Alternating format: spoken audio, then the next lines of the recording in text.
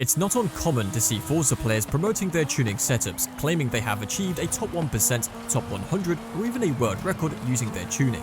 But do those claims actually hold any value? Let's find out. We'll start at the bottom. For this track, I'll be using a mediocre car, in reverse. That's right, this is actually a top 1000 run, which is also top 1% on many leaderboards. It is 9 seconds slower than the world record, which sounds a lot, and it is. Horizon 5 features nearly 100 official tracks, and all of them have dedicated leaderboards for 6 different car classes.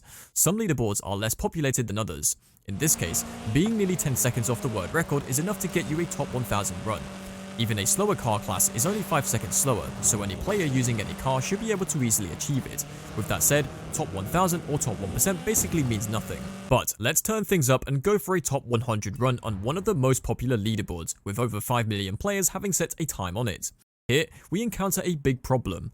Almost every leaderboard is infected with lots of cheated and glitched times. In this case, getting a top 100 time isn't even possible through legitimate means. So for the purpose of this video, I'll start at the current legitimate world record, placed at 191, and count 100 legitimate times down, which takes us to around 350. I'll play it safe and go for top 300, which should be at least legitimate top 70. The world record time is 59.8 seconds, and for a top 100 run, you should finish within 2 seconds of it. This time, player skill and car choice have a much bigger role. The car choice is a lot more limited. Most cars are simply not capable of achieving the top 100 time, regardless of your tuning and driving skills. In this case, you need a competitive car turned into a 2-wheel drive power build, which requires you to be somewhat experienced in Forza. But still, it is completely doable, and any above average player can get a top 100 on this track if they decide to grind it. And keep in mind that this is a heavily populated leaderboard. Here's a typical leaderboard with under 500,000 times, and the gap to the world record is only 3.5 seconds for a top 100 run. There are many more car choices, and the majority of player base is capable of achieving top 100 if they tried. But what if we go all the way to the top? Getting a world record might sound difficult, but it can actually be really easy. All you need is a less popular track and leaderboard, and there are many of them. This game was released over a year ago, and to this date, you can still find highly unoptimized leaderboards in all Forza titles.